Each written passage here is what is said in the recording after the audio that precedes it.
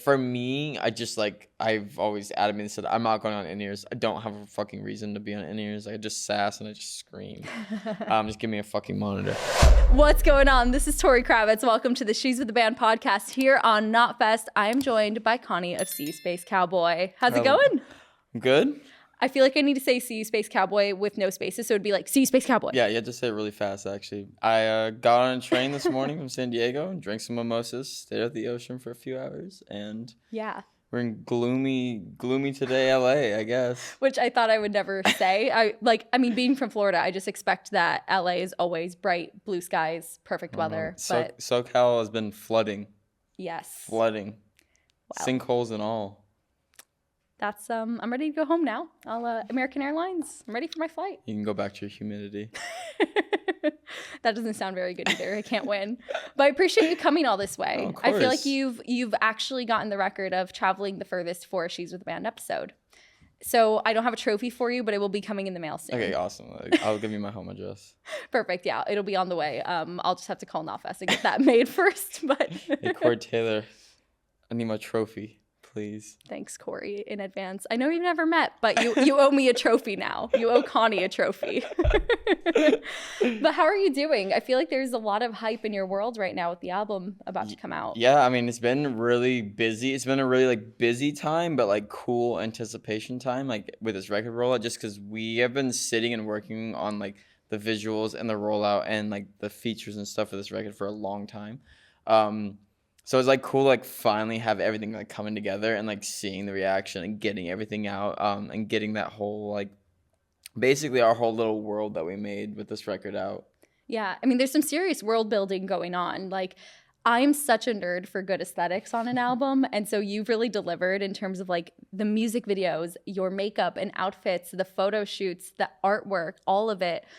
So what is it? What inspired? Because I know there was burlesque cabaret influence. How did you decide to go that route with all of this? A big part of it. So we made the visual aesthetic for this record, or I kind of came up with the idea for it before we had even written a single song or had any idea what we were gonna do. Mm-hmm. I just was thinking back to things like Baz Luhrmann's Moulin Rouge and my favorite period pieces back in the day, or things like Boardwalk Empire, or just all those little things noir and Frank Miller's Sin City. And it just was a time period that stuck out so much to me, and I tried to think of what that would be musically, and I was thinking to A Fever You Can't Sweat Out, Panic at the Disco, and I was okay, but that. Yeah, I was okay, but how do we do the art? And it was just kind of the culmination of things that I enjoy visually, because I kind of wanted a way to flex and this is sounds self-centered, but I wanted to find something that was challenging to me as a creative director, mm-hmm. for visuals and shit like that. And that is something that appealed to me so much outside of the nuance of let's speak easy kind of vibe is cool. Yeah. And it's tied into queer culture because you only did things behind closed doors back then and blah blah blah. It was it kind of this whole thing kind of evolved just from I like this aesthetic.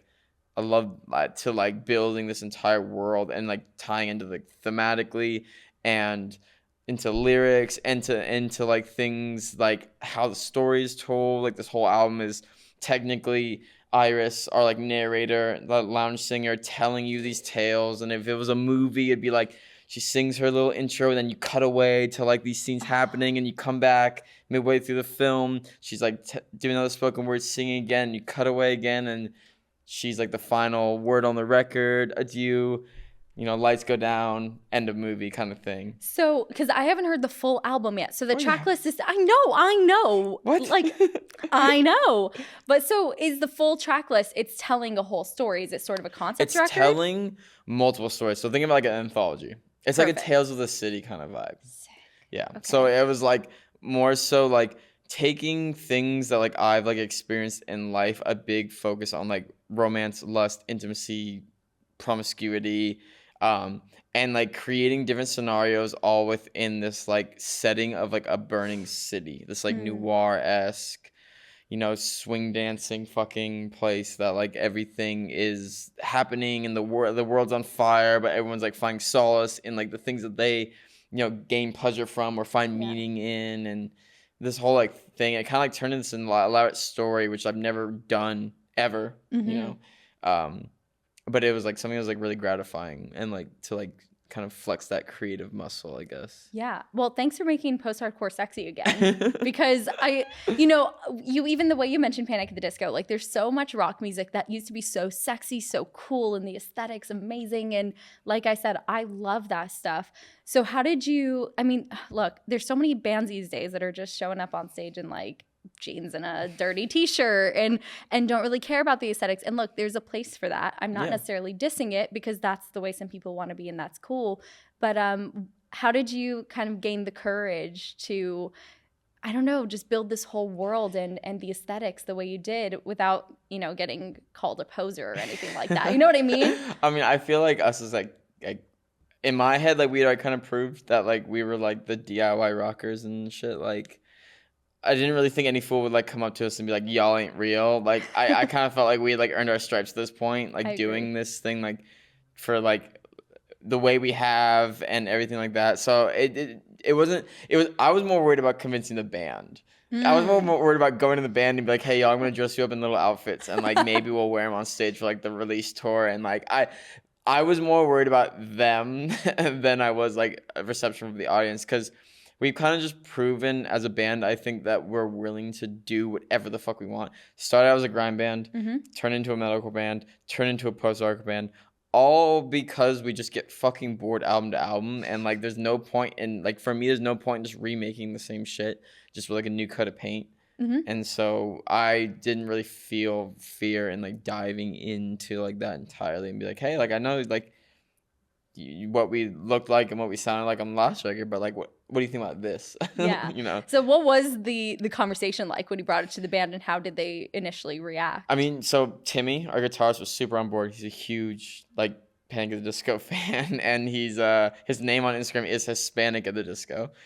So, so and like he also like likes classical, not classical, but like lounge music, jazzy stuff. So I told him first. I wasn't like so much worried. And he also loves went to the easy sell first. Like he also loves like indie rock and dance rock and like indie rock dancey shit like the same as I, like probably more so than anyone else in the band. So I knew I could like get him on board and be like, yo, like what if we like did like this and we did like post-hardcore, but we also like put in like Tokyo Police Club and like first album Foals and like Two Door Cinema Club. Like what if we like combined and made this really weird like amalgamation, like like took this risk. He was on board, and then we brought it to the band, and like I feel like the band's like kind of used to me just having like little crazy ideas and be like, yo, like I know that our like Colin, our like manager, definitely knows very much how many times I've called him up in first thing in the morning after like not sleeping all night, be like, Colin, I have an idea. So I kind of just pulled that on my band and was like, this is what I'm thinking. And I don't know if it's just because there was no other ideas about how to do what we're gonna do for this record. Or maybe it was just a good idea, or Connie. It could just be it was a good idea and they were down for it. I don't know. Maybe they just wanted to be a little ambitious, but it wasn't like a big like argument or anything. The biggest like thing was just more so like, okay, well, like how do we make that work? How do you combine dancey indie rock and post-hardcore and like metalcore and like sassy music? How are you gonna do that? And then a few trips to isolation in a cabin, writing and figuring things out, like sorted that shit out real quick. That's so sick. But I mean, what I think is cool is that you do have, first of all, the dedicated fan base that sticks with you through every reinvention of the band, and that you have the confidence to do whatever the fuck you want to do. So then, yeah, that begs the question: how do you take 1930s swing, indie rock? I love that you mentioned Foals, by the way, and Interpol you've mentioned, and Block Party, all these bands, post-hardcore. These things like shouldn't go together in like my brain, but you've made it happen in such a seamless way. How? What was the answer? Literally trial and error. And like you would think it was like a long process, but there was only one song that got scrapped on this record. So how do you figure out what parts of these genres end up getting intertwined? It was literally just what we felt worked best. I mean, it's like, okay, like look at like Chewing the Scenery. It's like a song that starts out in a waltz, very like indie rocky kind of guitar and stuff, and we just kind of figured out you could do something like that's not that far off from like a post-hardcore soft part, but it still has that kind of like vibe to it that almost feels like it's like teetering on like Fleet Fox's Arcade Fire. Whoa, yeah. You know, with the like the way that the singing is. We just kind of figured out that you could take little elements and like substitute in parts that would be in like other genres that we would touch upon already, and just be like, it just needs a little bit of a tweak, a little bit of like an adventurous step forward to make it work. It wasn't so much as like just need to cram these parts in there. It was kind of just like finding like what could we replace with something that falls more in line with the genres that we want to take from versus like the genres that we do already, you know? Right. I mean, what a testament to your creativity, though, to be able to do that, because I don't think anybody could.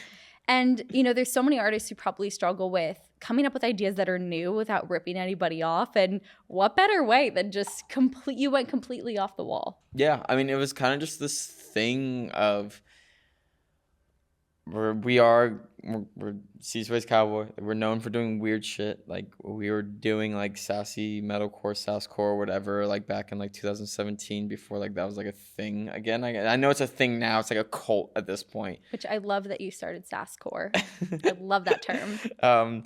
It's like it's that same like thought process that brought us to like starting this band in the first place, because like Cowboy, the first idea was just to be a melodic hardcore band like The Carrier or like Killing the Dream. Like that was like the original idea, and like we kind of just quickly realized that like that didn't sound like very satisfying as much as like creating this amalgamation of like bands that like we didn't really hear anybody else doing at the time. And it's like that same drive pushes us to do weird shit like this still, you know? Like I think this is the weirdest Cowboy record I think we've ever made personally. Yeah, I think that like, you know, Songs for the Firing Squad is this grindy, sassy, like very like 3-1-G, very like Daughter Z record. Correlations is very like reminiscent of like old metalcore, doesn't really have a lot of sassing on it. Romance of Affliction is like still sassy but takes heavily from like Fear Before the March of Flames, as well as like dipping into like Emery and shit like that. But like this record is like, I couldn't find one band that like, if I think about every song on this record, I can't think of a band that like encapsulates like all that shit, you know? Yeah, but that's why it's so exciting to hear you and to have you in the scene, because it's so interesting and it gets me excited about music again. Like it just feels like I'm hearing something for the first time. I like never really thought about it, and this is like kind of like gay. So I'm sorry, Courtney, ahead of time, but I never really like thought about it like that. Like that Cowboy was really doing something like completely define like genre logic until like Courtney did that little video for Spotify for their Women's Month thing, and she'd like mentioned like me as like one of the artists that she really appreciated because like of like defying genre things. And it's like it's never been a thing, you know. It was something that like, meant a lot to me, and because it was something that I didn't even realize we had been doing, so to speak. Like it never was, we're gonna do this in direct defiance just because like that's like being defiant. It was always just like that's like us. We like different music. We're not married to one genre. We never have been. As much as I grew up listening to like bands like Orchid and Page 99 and Seisha, or like you know, Drop Dead Gorgeous or Suicide Silence, and back in high school, I was also equally listening to Two Door Cinema Club, Interpol Block Party, you know, Tokyo Police Club, and I was also listening to trip hop. I was also listening to like LP and Aesop Rock and Cage. Like growing up, I had such a vast array of like interests and things that like it took inspiration from that. I guess like subconsciously that's kind of like been like a driving force for us, is just to like do things without the notion of, no, you can't do that, it doesn't fit in your genre, no, you have to stick to this one thing only. I like that freedom. It feels really good to me. But I think that's also part, I mean, I think even if it's not overt, like you can kind of get an intuition for what's behind the music, and for you it doesn't feel defiant or angry per se. It feels creative and playful and exciting, and I think that that's also why fans are receiving it in the way they are, because that comes forward. Yeah, you know? I feel like it's that thing of like there are bands out there whose like goal is to become more digestible, you know, to a general audience, and like to become more, you know, like there are like there are a lot of musicians out there who want to like make it, and like that's like the goal. But like for me, like I don't really fucking care. I have another job. Like I don't like Cowboy. I'm a creative director. Like that's like my dream job. And like Cowboy is just like to me another form of expression. It's another form of like art and like creativity that like I can put forward into the world. So it doesn't like boil down to like I need like a hit song to like go on the radio, you know, like we can just be weird, roll the dice, and like it's happening now, still have the songs end up on the radio like they are now, you know. It's like it's kind of cool in that way because it's unrelenting self-expression, and like people like are basically attaching to like our influences, you know, and that's really cool, and like our way of taking things that we really appreciate and like completely like blending them and turning them into like something that's like ours. And like I don't know, that's cool to me. I'd take that over, you know, performing in an arena any day. I take performing my weird little songs in a tiny 200 cap DIY venue over an arena any day. But you know, this gives me so much hope for the music scene, because I'm not here to diss TikTok, because it has given us a lot of good music. However, it's become this notion of doing things for the clicks or for the viral moment, and that's so much of what music is these days. So to see that there are still artists who can be successful, get on the radio, and have this buzzy energy while being an authentic musician, I'm like, thank God it's not all gone.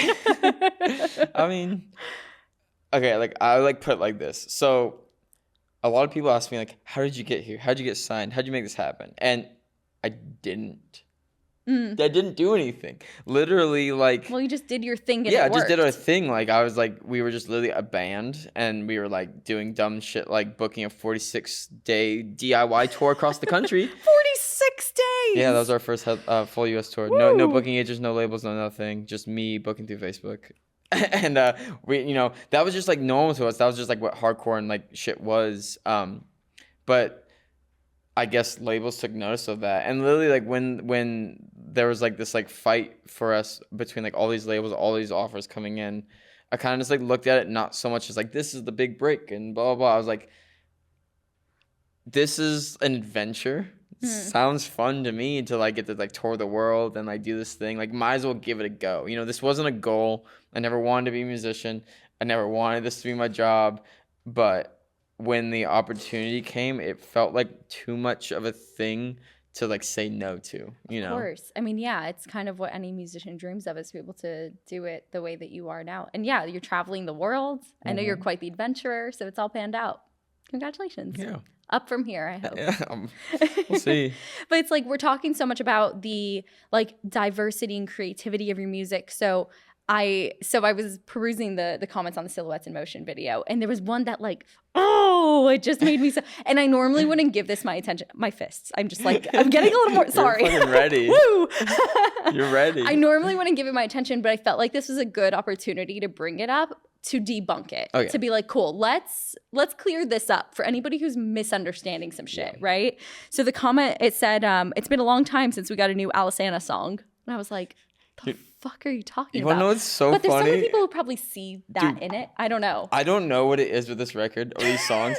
Literally everybody's like, this sounds like Alisana. And I'm like, that was not, like, that was not in our like dynamic of influences at all. Like, dude, Apologies are a masterpiece of like early post-hardcore. It's one of the greatest post-hardcore songs ever written. So influential. But that was not in our like repertoire of like bands we were ever like thinking about taking influence. If anything, it was like Chiodos was more so on there. Nice. Drop Dead Gorgeous always on there. Fuel for a Bunch of Flames, you know, like taking from like all the indie rock bands, that thing. Yeah. But Alisana never came up. But every single person has been saying, sounds like Alisana. And I'm like, what the fuck? Where is this coming from? And that's the thing, is like, I understand that, you know, maybe if there's somebody who's a really big Alisana fan, they're just hoping for like to hear that in some new post-hardcore. Maybe, I don't know. I could be that like the screams or like the weird vocal. I don't know. Yeah, and the thing is, I understand that there's a nostalgic influence, obviously, but what you're doing is so different that I just felt like, cool, let's debunk this real quick. For anybody who wants to compare you to anything old, like you're doing something very new. They were not in our repertoire of influences, but that band fucking rocks. That first record is one of the most amazing post-hardcore records ever made. Mic drop. Yeah, mic drop. That's I would drop this one, but I don't know if we should be doing that in here. That's literally it. Like, yeah. And that's that on that. Yeah, that's all I gotta say on that. and you were mentioning like your DIY roots, obviously the DIY touring, the fact that you put together a 40 how many days? 46 days. 46-day tour. Only like 2 days off. On your own. You are psychotic. 2 days off. Were. That's I mean, you were younger. The stamina must have been outrageous. I was 22. Yeah. You know what? Maybe when I was 22, I could have managed that. Now, not so much. But, you know, the fact that you come from that DIY mindset and you've always been a part of DIY collectives, vegan anarchist spaces, that's a huge part of your identity and like your journey in the music scene. And yet now SeeYouSpaceCowboy's entering kind of a different dimension. Yeah. Where it's becoming a bigger project. We were talking before the interview too about how this album has so many new kind of pieces in the music, that new technology might be coming into play, and you're just kind of growing in a different direction. So do you ever find that that's sort of not a conflict per se, but that you're kind of balancing those DIY ethics with a new, bigger mindset? I am always struggling immensely with it. There are other members who aren't. There are other members who really want to like have those as inevitably as we play bigger and bigger stages, both on support tours and on our headlining shows. There are members of the band who want that, like, you know, they want the better like playback system. They want to do in-ears. They want to do all that shit. Like I get it. For me, I just like, I've always adamantly said I'm not going on in-ears. I don't have a fucking reason to be on in-ears. I just sass and I just scream. Just give me a fucking monitor. But like there is still that like kind of like finding a balance between those things. You know, it's like often comes up when we talk about like backing tracks or like if there's like if on the record there's like this really quiet like harmony that's underneath it all that kind of like really boosts, because like when you record a record there's so much shit going underneath that record that people don't realize that makes your record sound like so many layers, so many weird things, so many like extra guitars that are just like octave lower and like blah blah.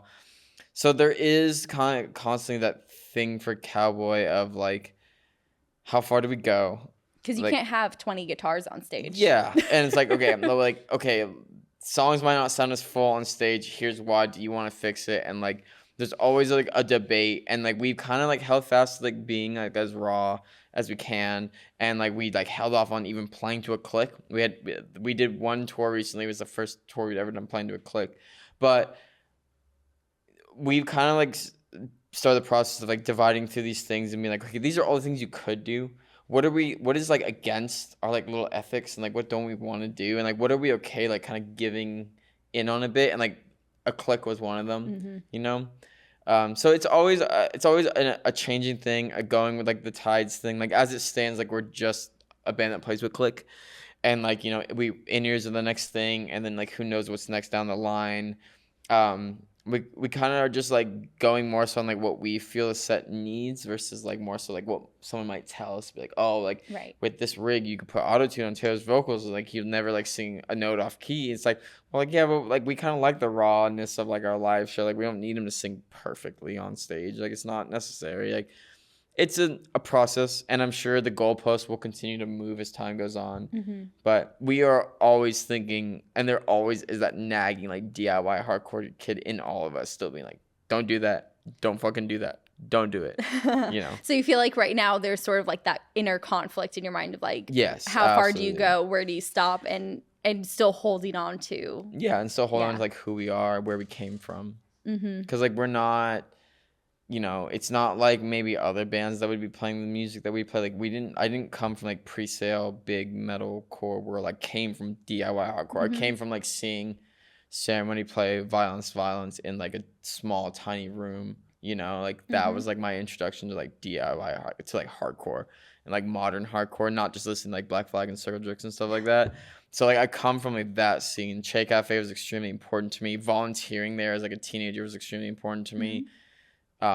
So like I will never let go of that notion inside me. I rejoin the collective. I go to the fucking meetings and I volunteer. Like I you know, I give whatever time I can. And I suppose that's never a part that's going to leave you. You know, when those things are important to you, it doesn't really matter how big the band gets. That will always be something that you stand for. It's you know, never gonna leave me. That's still my favorite shows to go to are still those shows. I still will go, like, if there's a sick hardcore show happening in Chick Cafe, I'm still rolling through every time, still going.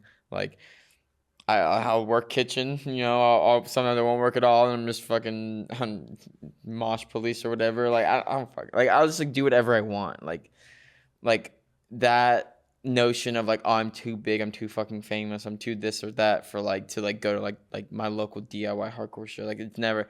That's always where I feel most comfortable, forever and ever and ever. I'm way more comfortable there than like chilling in some green room behind stage. Yeah. And I love to. So there was another interview. We're talking about just authenticity. No matter what happens in your life, that you stick by those roots. And there was another interview where you had said, like, after you came out, that you didn't really change who you are. You still love crowd killing. You're still a tomboy. You still front flip off stage. All the things have stayed the same. And I was kind of thinking about that in terms of like the post-hardcore space. And as a cis woman, I find that it's not the most welcoming. How have you found it in terms of like how you are perceived coming into this scene and being a part of it? And has that changed at all how you like present yourself or how you feel in it? It hasn't really changed anything. I mean, if like the notion of like coming into like a new scene, like coming out of like DIY hardcore, where like every single person is probably a lot more aware of like everything than they would be outside of that. It's never like influenced or changed what I want to do as a person. I feel like I'm still always gonna be me. It's just I have to have a bit more like tolerance and like patience for that, you know? Going on tour with other bands where like their fans like might not be like the most like educated, like up to date on like whatever, and just like giving like patience in that way, or just like understanding with people that like they're learning blah blah this or that. Because like I have like my spaces with like people in bands who like I get to like hang out with, and like everybody knows is in the know, and it's great. When it comes to like fans and like other scenes or like shit online, I don't really pay it much mind. I'm just kind of like, it doesn't really affect me. It doesn't destroy my day to get misgendered or anything like that. It doesn't really like take away from like my like life experience in that way. I'm just kind of like more just like confident in myself, and I have my friends, and I have the people who like respect me and are like down for me. So like that's like all that matters to me personally. Yeah. And obviously we're down with you here because you're on this podcast. I'm down. But I suppose too, it also depends on whether it's malicious or not. Like if it's an honest mistake, it's at least you can be patient, I mean, even like with malicious shit, like I just don't like pay any mind. Like the death threats that I get and like all the crazy stuff that I get. Yeah. Oh. Who do I got to fight? Like it's like I just don't pay any mind. It's like it's just something that like it's not gonna stop me. Good. I can't like fight against anonymity. B. Cowards. So like what the fuck am I gonna do except just be like I'm gonna keep being me. Like if you got a problem, then come find me. Like so be it. Like it's not something that like I invest a lot of weight into, and I know there are a lot of like trans people who do, and like, you know, if it affects you a lot, like I get it, like so be it. But like for me, I'm just like, if you have a problem, like come say it to my face, see what happens. And like I just like, other than that, like any internet bullshit, I'm just like gonna fucking ignore. Yeah, I mean that's really the best way to do it, because otherwise you're just adding fuel to the fire, I suppose, and it just gets worse. So absolutely. And you know, it's obviously, being She's with the Band, it's so important that you're here. It's taken way too long to finally have a transgender artist on the show, and I'm so glad that you are the first. But at the same time, you know, I'm thinking about like things I want to ask you because it's such an important conversation. I was like, how do you feel about all of this? Because you are just being authentically yourself, and then by proxy, it becomes a conversation of representation. It becomes sort of politicized, and it becomes this whole thing. And I'm like, is Connie just trying to exist and we're turning this into a whole thing? Or is this something you're like really stoked to talk about, you know? I like, it's like it's a double-edged sword. So right, like exactly. I am just trying to exist, and like that is what I do, and I am trying to just be me. But at the same time, I recognize that like my existence in the music scene is a rebellion, is standing in defiance, you know, because I'm not somebody just gonna like lay down and shut the fuck up. I often like talk about it in like the sense of like what like I would want most is just for trans women to just be normalized and like just be looked at as like normal. But in order for that to happen, we need that radical shift, that pendulum swing into like propelling. It's like that thing of like, I would like to just be looked at as like any other woman, but in order for that to happen eventually, you need people who are willing to like put you into the spotlight, into the limelight, to get that normalcy to start growing, right? To lift up trans voices, to be like, this is Connie, she's a woman, so be it. And like there's gonna be that controversy, and you have to like kind of go through that growing pains. I think that's always my thing with like people asking like, well, like what can I do to help blah blah blah. It's like, well, you need to like uplift trans voices. You need to like get that radical shift from like trans people being completely invisible like they were for so fucking long, to push them in the limelight. If you're in a band, if you're a fan like that, you need to push it forward, because that is eventually what's going to get it to be normalized, and then the pendulum can finally just rest in the middle and just be normal. Yeah. And see, that was like my conflict going into this interview, because like you're saying, I literally have the words double-edged sword on my notes, because you shouldn't be treated any differently than any other woman. However, it's such an important conversation to be having. So I was like, we have to go there. It's an interesting thing, because I look at trans stuff with nuance. I know there's a lot of people that don't, and like I think it's kind of I think about like back to like when I first came out and I was like living with like roommates. Like we'd all get dressed together to go to the club, and I remember the first time that I was like included in like the getting ready phase, and like I remember my like roommate like getting undressed in front of me and just being like, what the fuck is happening? But then I kind of realized that this is just like me getting absorbed into like the process of all the girls going into a room and get ready together, and like this is just what it is. The best part of going out, by the way. Yeah, I mean it's great. Everyone's laughing, having a great time. It's like fantastic. But like, I also understand that like the nuance, and like me being a trans woman means that like not every woman would just want to include me like into like their space like automatically, and like that I don't look at that as like this like thing that's like terrible. Oh no, like you have to automatically include me in anywhere, any like specific activity like that like you would include like your girlfriends in. I like look at things with like a lot more like nuance, because I understand that like as much as we want to, as much as in my fantasy world it'd be great just to be like trans woman, woman, end of story. Like there is a difference between me and a cis woman. Like that's always going to be a thing, and currently in society that is exacerbated even more. So I approach things with a little bit more patience, more understanding. And like I cherish the moments when I am just like treated like any other woman and like allowed into like whatever activities or like interactions. But I also understand that that's not necessarily something that like I feel like I'm owed. You know, I acknowledge the difference. I acknowledge the growing pains. I acknowledge everything about it, because that's just like such a better way of going about things in my mind than just being like, no, you have to let me in because X, Y, and Z. It's just it seems counterproductive in this current moment, rather than like letting people kind of like grow and like letting things just like become that as they go along. Yeah.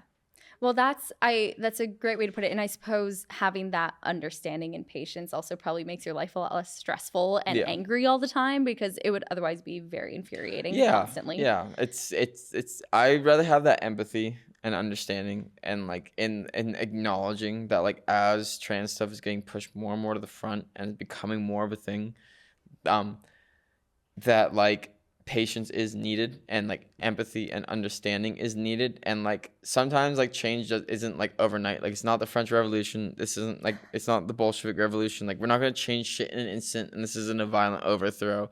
This is something that's like as time goes on, it will become normalized as more and more trans people are put to the front, and it's introduced to more and more. Like that's the proper way to like get what you want in terms of like a social and societal change moving forward. Yeah, and we definitely need more trans women in metal and in rock. Yeah. Like it's not a coincidence that you are the first one to come on this podcast, because I'm out here looking for y'all. Like hit me up if you want to come on this podcast. Goddamn. There's not many. I mean, that's literally like why there needs to be more. My Twitter literally says token chick with a dick, because like literally like we just got put on Spotify's official like trans playlist. We're the only heavy band on there. It's literally us surrounded by hyperpop artists, Ethel Cain, and like Kim Petra. Which like sick playlist. It's cool. But it's a dope playlist. I love all these artists, but I'm just like, yeah, we're the only heavy band on there, because like there's not a lot Yeah, out bring them there on. right now. Yeah, come through. I know there is in like DIY scenes and like smaller scenes. But like I feel like I'm probably like in like the heavy scene, one of the first like trans women to be put in the spotlight, and like that like does incur a lot of like responsibility, like weirdness and tokenization of myself. But I recognize that like that tokenization and that putting me forward in the limelight is ultimately good for the entire like acceptance policy of like trans women in all spaces. And that's something I was actually going to ask you, because part of me is like, are you kind of the first to blaze this path, or did you have artists before you that kind of helped with representation and giving you that example? No, I mean, in terms of like heavy music, like I couldn't tell you a single trans person I knew in heavy music before. Like for me in high school when Lord Jane Grace came out, that was the first introduction I even had to the notion of a trans woman. But I didn't really like necessarily look up to her and be like, oh, she did it, so can I. You know, it was more so just like, oh, that's what introduced me to the idea of a trans woman. Yeah. But when it came to like coming out and being in like the heavy music scene and shit, like there wasn't really anybody that I could think of before. Right. Like the Hers Collective was one, like, but that was like very like DIY, like hardcore-y kind of thing. When it came to like coming into the space of like breakdowns and choruses and blah blah blah, that was like a very different thing to like world to like venture into outside of like DIY hardcore, DIY beatdown, DIY screamo and grind and whatever.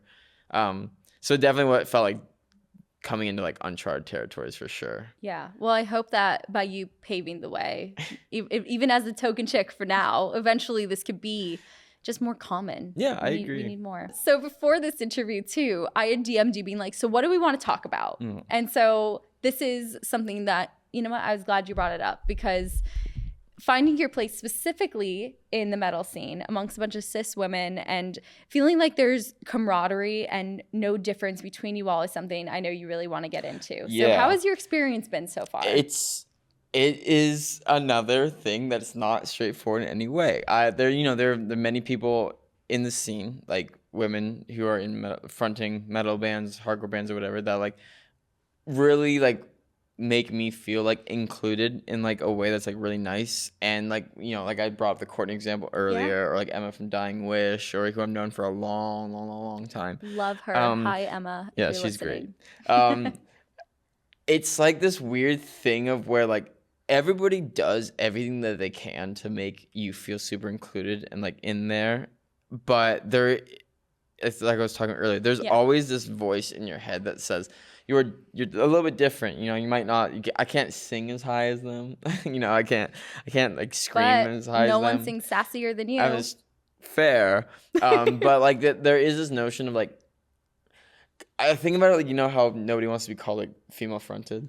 Oh yeah. To them, it's like the worst thing in the world, and to me, it's like, oh, sick. You know, it's like this. Interesting. Yeah. It's like this weird thing that like, I feel that camaraderie with them, and they've been amazing, like, you know, friends and people and that, and like, but there is always this like kind of difference in like this interpersonal difference, and it's like what I was talking about earlier about like patience and all that, because I feel this notion where even if I'm made to be part of the club, like I'm not necessarily in my own head. And I think that speaks to like even like people like me who like, you know, are like put it in the spotlight and blah blah, like touted as like as what I am.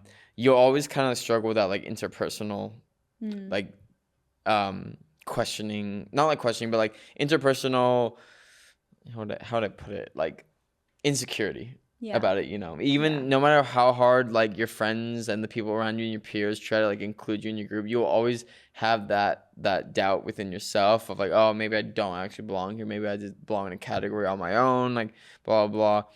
And like that's always like an interesting thing to me, because I feel like it's not talked about a lot. I feel it's more just like everyone's like, oh, like you just need to be accepted by everyone and like you feel good, like that's how it works. That's like not how it works, because you will always deal with your own little interpersonal thing, not questioning your gender, but like dealing with the notion of being different. Yeah, you know, it's been so helpful probably for a lot of people, though, the way that you speak out about it on Instagram. I know you've spoken out about this before, and this is just another part of the nuance of the conversation, because it's not just about externally, it's also an internal feeling included and feeling a part of it. And I tell us like a lot of like trans people talk to them like, no, like when they talk about coming out to their parents or acceptance from certain people, I'm like, nobody else's acceptance is gonna make you like deal with your own interpersonal issues about yourself, and that's what you're gonna battle the most. Like, it's really easy to tell somebody else to fuck off if they don't accept you, but it's a little bit harder to tell yourself to fuck off for like feeling weird about shit, you know? You have to deal with your own interpersonal like struggles, and like I'm not through it. I still deal with it all the fucking time. I know I definitely go to like people, you know, or like some of my partners and be like, I just know if I fucking get like facial feminization surgery that like it'll solve all my problems. Like, if I just like go get a boob job, like everything's gonna be fine.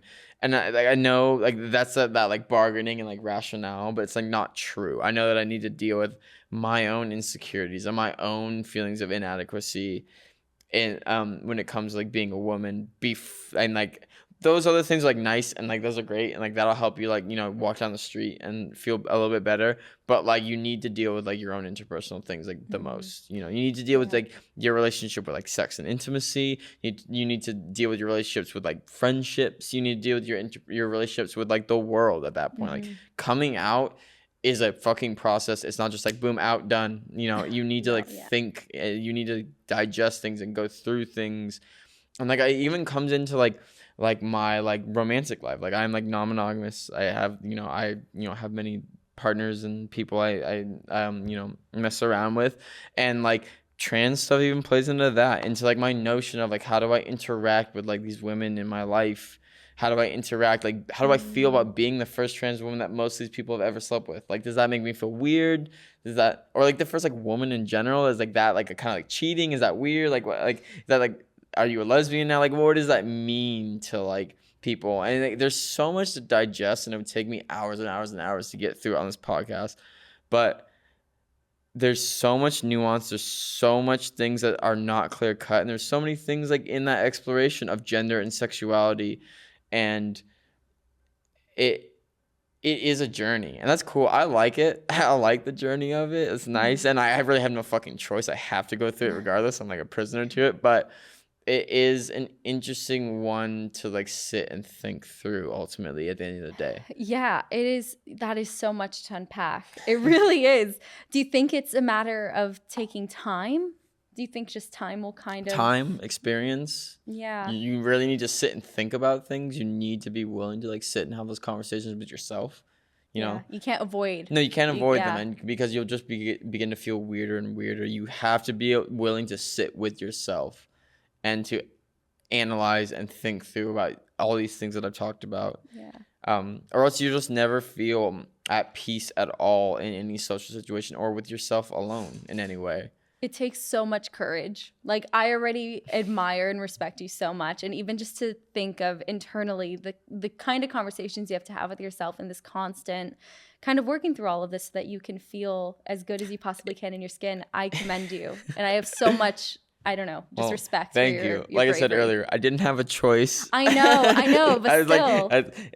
I appreciate it. It's so hard when like people come to me and ask like, how do I come out? When do I know when to come out? What blah blah blah? Because I can't give you the answers, and I can't tell you it's gonna be easy. You know. But I bet you feel better for it. I do feel better for it, but I definitely know that there are people out there who like I would not recommend that it's a good time for them to come out, depending on their like situation, how young they are, whatever like it may be. Like, it's so complicated, you know, and it's like it's always gonna be till things like, and like the hope is that like the more that you work, the more that you push trans voices forward, the more that we normalize, the more that you shove the fact that we exist in someone's face until it's like normalized, like within the music scene, within anything. It's going to be a lot of work, but like that's like the ultimate end goal, you know? Totally. So, I mean, I know you've mentioned like Courtney and Emma as examples, and it's just, I would like to ask the question for like anyone who's watching, cis woman, man, whoever's watching this and wants to help with that inclusivity and finding community and your camaraderie. Like I asked in the original question, is there anything you think could be done? It's literally, it's just really, being willing to step up and like say things that might be a little controversial to your audience, to be like, hey, this is, you know, these people are really important. Mm-hmm. This is so and so. They are trans. They are, you know, valid. This is like a trans person making music. Like, this is like important that like they're willing to like stand up and like do. It's literally just about putting like trans people forward more and more and more, like, until it becomes a thing that like nobody can ignore and that like it is normalized. Well, because thank God SeeYouSpaceCowboy's getting popular. Y'all are doing it now. It comes down to the thing of like, you know how many people have been like, I'd never even known that trans people existed before I like discovered Cowboy. Wow. So many people have told me that. So many people have been like, yeah, I didn't know what a trans person was until like I found y'all and I looked more into it and blah, blah, blah. Like, it is like, if you care about like alternative music and you also care about like, you know, making like helping marginalized groups and shit like that, it is so important to just put them to the forefront in some way. Not even like, it doesn't even have to be in some crazy way, just literally be like talking about it, doing something, like having like talks with your friends. It can be so many things, because what's, you know, a no-brainer to us about like respecting trans people and respecting people of color and respecting women and respecting all these things is not second nature to other people, you know? Well, I have an assignment then. Anybody who's listening to this podcast, you're obviously listening because you are interested in SeeYouSpaceCowboy to some degree. So I dare you to text at least 3 people that you know and say, check out SeeYouSpaceCowboy's new album, Coup de Grace. It's freaking sick. And send them a link to your favorite streaming platform. Thank you. Thank you. And you'll get an A+ for sending those 3 texts. And I will also get Corey Taylor to send you a trophy, maybe. Gold star. And, you know, we're talking about like shouting out music you love. And one thing that I was so stoked when I loved seeing you light up in some other interviews, because you were talking about like what a self-proclaimed music nerd you are. And that you seem to know a lot of bands that people would just never know. You're talking so much about these underground bands. So I really wanted to ask you if you have any artists that you think either are on the come up that nobody would know, or bands that you think deserve more recognition, because you seem like the expert. I mean, there's a lot. I mean, like, we need a whole other podcast. I can like really mostly speak to like hardcore, because like that's like the scene that I mostly go to in shows right now. Hereditary from San Diego is a band that like has been on the up and up and like spreading beyond San Diego, and they're really, really cool. Young fucking kids making dope hardcore. Cool. I mean, of course, there's like Ballista, and I've known River for a long, long time. Like Cowboy and Ballista have been playing together for a long time.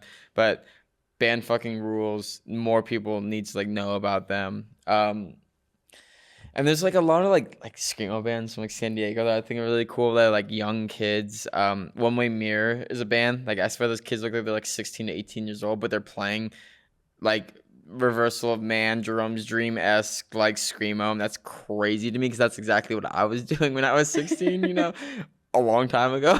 Wow. So yeah, those are like some bands like I think are really cool. And there's like a myriad of others. There's so much music out there if you're willing to like look past like the bands that are like chart topping right now in like the heavy music genre. The DIY scene is thriving so fucking heavy right now. I would implore everybody to like go out there and like search, because like TikTok has made it so much easier for everybody. Allegedly, I don't go on TikTok, but allegedly that's what I've been told. There are so many bands out there, young kids getting into like weirder and weirder music, and it's awesome. Like, go out there and search, because you might find bands that like are emulating or like doing something that's really cool, really unique, and something that you didn't think you would hear about. Because like that's how it was for me when I found out that screamo was popular again. I'm like, what do you mean? Like, when kids were talking about my band that I was in high school and saying that it's good in 2024, I'm like, that was 10 years ago and that shit sucked. That was not good. But like, I can't go to a screamo show in San Diego without getting asked when's Flowers Tape to Pens reuniting, and I'm like, never. Damn. Well, I feel like hopefully just because you said the name on this podcast, now even more people are gonna get into it, and now you're gonna be on a reunion tour soon. I don't know, but it like it's cool. It's cool to like roll up to like the new generation kids and be like, you're all like what like we were doing back then. That's kind of crazy, but good for you. You know what? We're the same age, and the same kind of thing's been happening even on my end, where I'm having these like young interviewers coming up to me being like, I grew up watching your interviews and now I'm a photographer. And I'm like, whoa. I'm only 28. Yeah. Slow your roll. Like, but it's happening, isn't it? It is. And like, I don't want to say it's happening young and younger because like I just brought the example of like when I was these kids' ages, I was doing the same thing. But like there are like things that are happening with social media. The only good fucking thing about social media is the spread of information and education to the youth. Fucking awesome for that. Like it's better than a zine table that we used to run at Trey probably. You just put some shit on TikTok. It's great. But like it is cool. It's cool to see screamo bands selling out 700 cap rooms. That would never have happened. A band that sounds like Glockamora or like Merchant Ships would never have been able to sell out 700 tickets in LA, but that's happening now. Dude, I mean, kind of insane. We're in a different era. I mean, I even remember one of my favorite bands who didn't get the love they deserved was My Ticket Home. And I saw them play in Orlando to like 20 people. Yep. I wish they could come back now. Hi, My Ticket Home, if you're listening, please come back. And they would have played such a big room now. It's crazy. It's like I mean, just a different time. I'll tell kids from like modern screamo bands, like, because I'll like, be like, yeah, back in 2013, like my band, I booked and my band played with like William Bonney on their final farewell tour. And then they'll be like, oh, it's crazy, like blah, blah, blah. But like their show will sell more tickets than that show did, you know, back in the day. And it's like, you're already like, I'm like, hey, that's sick that you worship them. Like what you're doing now is bringing more kids in than like what the fuck was happening back then. Well, I'm glad to see that there's so much happening that people can discover. And even I'm grateful I work for KNOTFEST because I feel like the editors do a really good job keeping their ear to the ground too. And just spread the information online, share the cool bands. Thanks for those shout outs. I have some new music to listen to now. So sick. Now we end every episode of She's with the Band with 4 jaw-dropping questions. And it's your turn. Are you ready? Yeah, let's do it. All right. So first one, the most jaw-dropping experience you've ever had at a show. And I don't even know where to begin. You probably had so many. It could be one of your own or someone else's. I'm trying to like narrow it down in my head.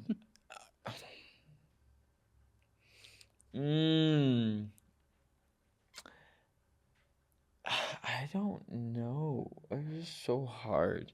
Cause like I could like tell you a moment that was like most jaw dropping to me, and like that would be like seeing William Bonney at the Che Cafe in 2013. Like to a 17-year-old kid me, to like experience getting to scream every word to that set while like grabbing Jack the whole time with my little baby like 15-year-old Ethan like right next to me screaming. There's pictures of it. They're really cute. Aww. I think like to me that's a moment that stuck with me the most because it was just this like such a camaraderie moment between like me and my little brother and like the scene to like see a band and like back then you have to understand that was the most niche of niche genre back then. It might not be now, but back then Midwest emo screamo was like crazy niche.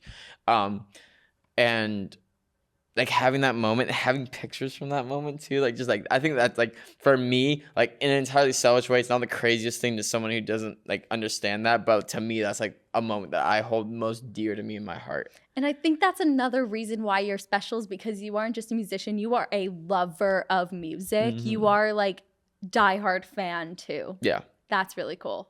I accept your answer. Awesome. The next one, most jaw-dropping misstep early in your career and the lesson that you learned from it. First like official like headliner for Romance of Affliction, I learned to never front flip off stage too far because it was in How far did you go? All the way to the pit. It was Denver, and I just bought this like faux fur crop top, like white faux crop top thing from a thrift store the night before.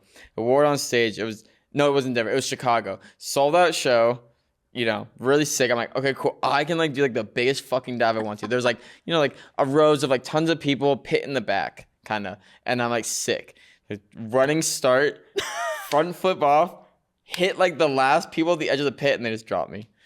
I ended up cracking my head open.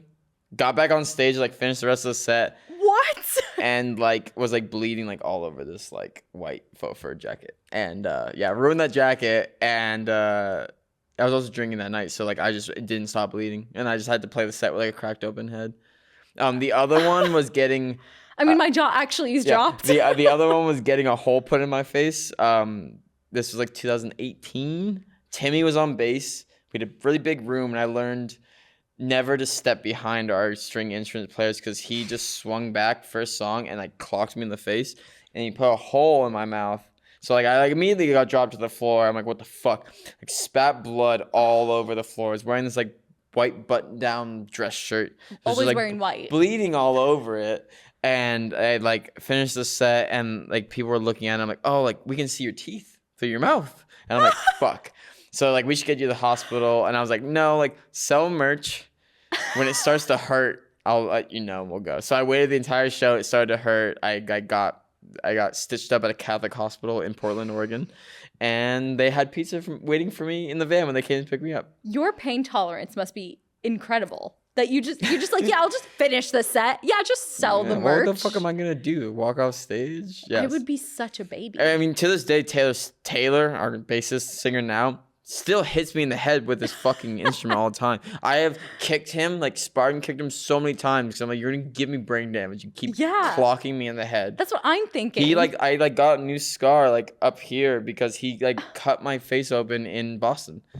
I was bleeding again. And like the EMT at the venue was like, yeah, you should go to the hospital, get it stitched up. And I didn't. I butterfly bandaged it. You need a shirt that just says like precious cargo. Like, I guess. It's not going to stop it. Taylor's a psychopath on stage. He's always going to swing his shit on. He's always going to hit me. He's going to throw it up in the air, fucking clock me in the head with it. But I suppose that's part of the reason everybody's come to love your show so much is because you all are insane. Yeah. It's so fun. It's part of the fun. Of it. Yeah. Well, fun's one way to put it when you have like a gash in your head or like a hole in your face. I got scars and scars and I got scars from skating. I got scars from playing in bands now. It is what it is. You have credibility, that's for sure. Next one here, most jaw-dropping femme artist that you would love to work with. I know you just worked with Courtney, so it's like you gotta go up from here somehow. I don't know. I would really like to work with Emma. I feel like it'd be really fun to work with Emma, do like, but not just like a feature, like do a whole like duet song together or some shit like that. And I want to do like a co-headliner between Cowboy and Dying Wish really badly. Yeah. So I feel like that's like the current one. That or like working with Laura from 100Gex and like getting to do some like Cowboy remixes. I think that'd be a lot of fun too. A little like out of pocket, out of wild shit, you know, because like she's really nice and I've hung out with her and I think that'd be like a fun project like sit down and work on. True. Both good picks. Yeah. I look forward to seeing them. And the last one we have, most jaw-dropping misconception that you wish people understood.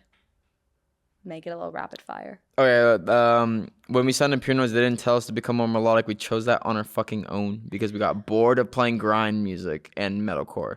So I'm sick of motherfuckers being like, oh, Pure Noise probably made them go melodic. No, they didn't tell us shit. We chose. They were delighted that we did choose that, but that was our own choice because we felt constrained not having like clean singing and having to play just like angry dark music. That is easy scapegoat to blame a label. Not the label. That was all you. Love to know that. Yep. Well, thank you so much, Connie. This has been, I mean, I'm not trying to pick favorites, but maybe one of my favorite convos I've had on this podcast. You're the best. And thank you for coming all this way. Of course. My pleasure. Yeah. And everybody who's watching, make sure that you're subscribed here on KNOTFEST. If you're listening on Spotify or Apple Podcasts, make sure you're following. Leave us a review. It helps a ton. And stay tuned to She's the Band every other week. And we'll catch you next time. Bye, y'all.